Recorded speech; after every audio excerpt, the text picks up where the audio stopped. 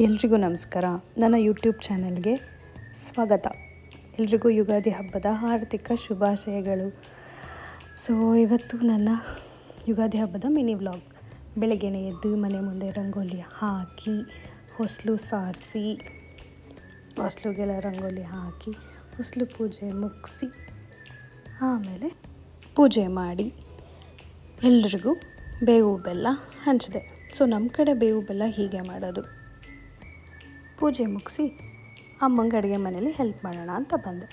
ಅಷ್ಟರಲ್ಲಿ ಅಮ್ಮ ಪಾಯಸ, ಒಬ್ಬಟ್ಟು ಸಾರು, ಪಲ್ಯ, ಮಾವಿನಕಾಯಿ ಚಿತ್ರಾನ್ನ ಎಲ್ಲ ಮಾಡಿದರು. ಅದಾದಮೇಲೆ ಅಮ್ಮ ನನಗೆ ಬಾಮ್ಮ ಒಬ್ಬಟ್ಟು ಮಾಡೋಣ ಅಂದರು.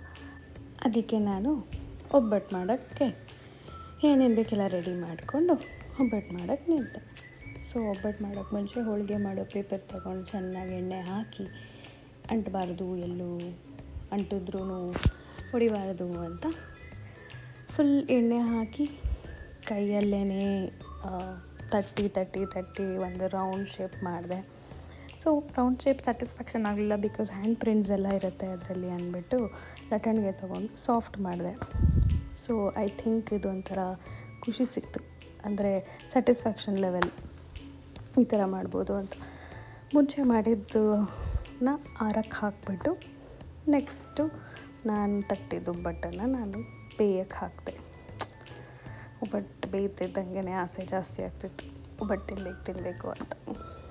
ಬಟ್ ಎಸ್, ಆಮೇಲೆ ಒಬ್ಬಟ್ಟೆಲ್ಲ ಬೇಯಿಸಿ ದೇವರಿಗೆ ನೈವೇದ್ಯ ತೋರಿಸಿ ನೆಕ್ಸ್ಟು ಕಾಪಾಡಪ್ಪ ದೇವರೇ ಅಂತ ಹೇಳಿ ಊಟಕ್ಕೆ ಕೂತ್ಕೊಂಡು ಬಾಳೆದೆಲೆ ಊಟ ಮಾಡಿದ್ರೆ ಆಹಾ ಸ್ವರ್ಗ ಅನಿಸುತ್ತೆ.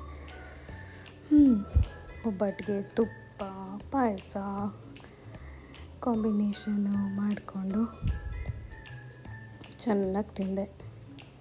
ನಮ್ಮ ಮನೇಲಿ ಮೇ ಬಿ ನಾನು ನಮ್ಮಪ್ಪ ನೆಕ್ಸ್ಟ್ ಲೆವೆಲ್ ಒಬ್ಬಟ್ಟು ತಿಂತೀವಿ.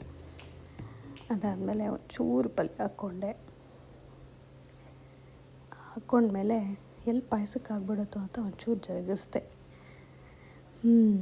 So let's ready to eat ಅಂತ ಸೆಲ್ಫ್ಗೆ ಅಂದ್ಕೊಂಡು ನಾನೇ ತಿಂದೆ. ಆಮೇಲೆ ಕೋಸಂಬರಿ ಮರ್ತ್ಬಿಟ್ನಲ್ಲ ಅಂತ ಒಂಚೂರು ಕೋಸಂಬರಿ ಹಾಕ್ಕೊಂಡೆ. ಆಯಿತು, ಊಟ ಎಲ್ಲ ಆದಮೇಲೆ ಅಮ್ಮ ಮಾಡಿದ್ದು ಮಾವಿನಕಾಯಿ ಚಿತ್ರಾನ್ನ ತಿಂದೆ. ಅದಾಗಿ ನೆಕ್ಸ್ಟು ಅಮ್ಮ ಅಂದರು ಅನ್ನ ಸಾರು ಸ್ವಲ್ಪ ತಿನ್ನು. ಅದನ್ನು ತಿಂದ್ಬಿಟ್ಟು ಮಜ್ಜಿಗೆ ಕುಡಿದ ಅಂದರೆ ಯಮಿ, ಹಬ್ಬ ಕಂಪ್ಲೀಟ್ ಅನಿಸುತ್ತೆ. ಮಜ್ಜಿಗೆ ಕುಡಿತಾ ಈ ವಿಡಿಯೋನ ಮುಗಿಸ್ತಾ ಇದ್ದೀನಿ.